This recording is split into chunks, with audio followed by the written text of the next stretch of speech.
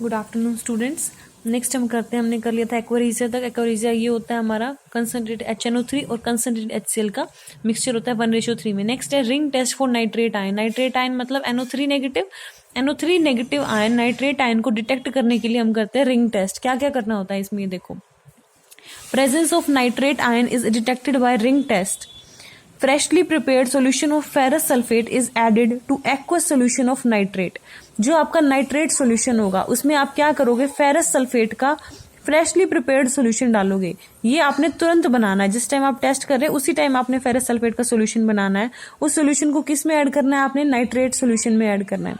Pure concentrated H2SO4 is then added dropwise. उन दोनों के मिक्सचर में फिर आप क्या करोगे, drop by drop concentrated H2SO4 का सोल्यूशन ऐड करोगे।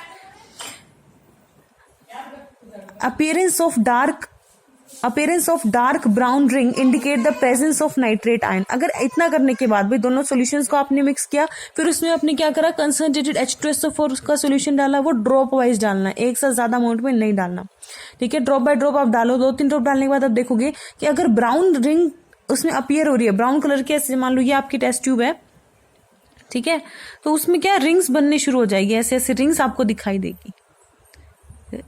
और ये रिंग कैसी बनेगी, ब्राउन कलर की रिंग बनेगी। तो अगर रिंग फॉर्मेशन हो रही है, इट मींस आपके पास नाइट्रेट आयन प्रेजेंट है।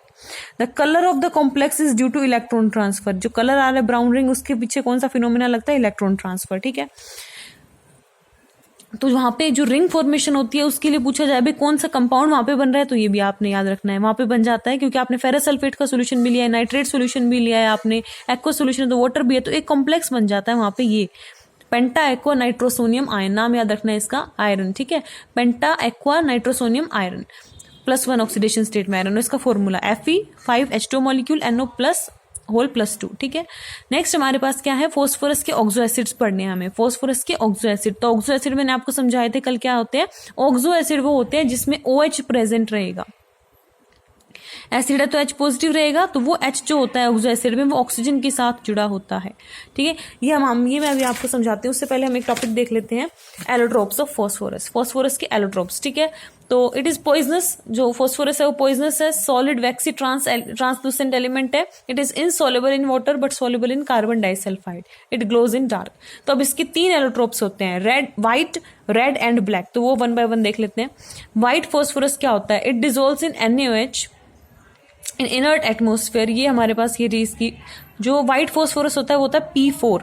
डिस्क्रीट यूनिट मिलती है इसकी, बस अकेला मॉलिक्यूल मिलेगा P4 का व्हाइट फॉस्फोरस में। तो P4 NaOH के साथ वाटर के साथ रिएक्ट करके ये इस तरह की रिएक्शन देता है, ठीक है। White phosphorus are less stable, बहुत ही कम स्टेबल होते हैं ये, एंड मोर रिएक्टिव, बहुत ज्यादा रिएक्टिव है, because of angular strain in P4 molecule. देखो ये है P4 मॉलिक्यूल, ठीक है। P4 मॉलिक्यूल आप बनाओगे तो कैसे होगा, वहां पे इस तरह से 4 फॉस्फोरस एटम है, इस तरीके से इसका स्ट्रक्चर है, ठीक है। ये P4 मॉलिक्यूल है, सिंगल डिस्क्रीट मॉलिक्यूल होता है P4 का, ठीक है। ये बहुत ही ज्यादा रिएक्टिव है। रिएक्टिव क्यों है, क्योंकि यहाँ पे 60 डिग्री का एंगल है, बिल्कुल नजदीक है बॉन्ड से एक दूसरे के, तो वहां पे स्ट्रेन है, बहुत ज्यादा स्टेबल नहीं है ये स्ट्रक्चर। स्टेबल नहीं होने की वजह से क्या, हाईली रिएक्टिव है। It catches fire in the air to give P4O10। जैसे इसको ऑक्सीजन मिलेगा तो ये आग पकड़ लेता है और वहां पे P4O10 मॉलिक्यूल बन जाता है। It consist of discrete tetrahedral, ये टेट्राहेड्रल यूनिट है इसमें, ठीक है। डिस्क्रीट टेट्राहेड्रल P4 मॉलिक्यूल है इसमें। डिस्क्रीट का मतलब अलग है, ये एक यूनिट अलग रहेगी, किसी से जुड़ी हुई नहीं रहती व्हाइट फॉस्फोरस में।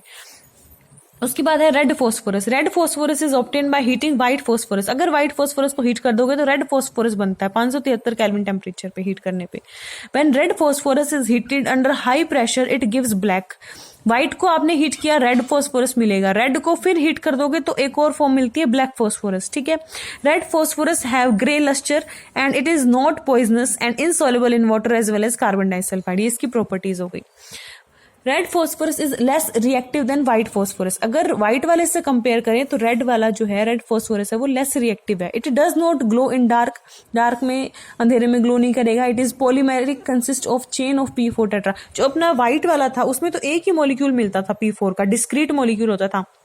जो रेड फॉस्फोरस होगा उसमें क्या रहेंगी, बहुत सारी P4 यूनिट्स आपस में जुड़ी हुई रहती है इस तरीके से, ठीक है। एंड सो ऑन, ये चलता रहेगा। टेट्राहेड्रल एनवायरनमेंट है, तो डिफरेंस क्या है व्हाइट और रेड में।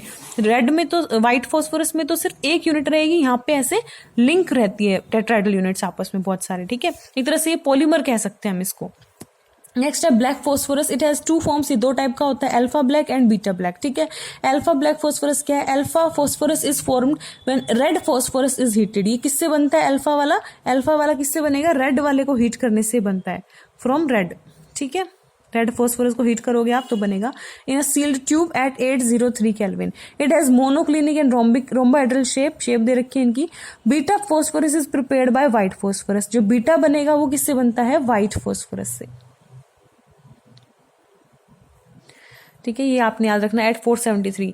नेक्स्ट है ऑर्डर ऑफ स्टेबिलिटी की बात करें, ऑर्डर ऑफ रिएक्टिविटी की बात करें। 3 टाइप के फोस्फोरस आपने पढ़े, व्हाइट, रेड एंड ब्लैक। तो ऑर्डर ऑफ रिएक्टिविटी की बात करें तो व्हाइट सबसे ज्यादा रिएक्टिव होता है, देन रेड, देन ब्लैक।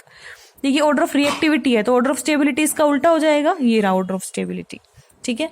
तो ये 1 नंबर में सीधा ऑर्डर ही पूछ लेता है। आपको पता होना चाहिए व्हाइट फोस्फोरस क्या है, रेड क्या है, ब्लैक क्या है। रेड किससे बनता है? व्हाइट से बनता है। जो ब्लैक बनेगा वो किससे बनेगा? वो अगर अल्फा फॉर्म है तो रेड से बनेगा, बीटा है तो व्हाइट से बनेगा, ठीक है। और इनमें ऑर्डर ऑफ रिएक्टिविटी और स्टेबिलिटी क्या है ये आपने याद रखना है।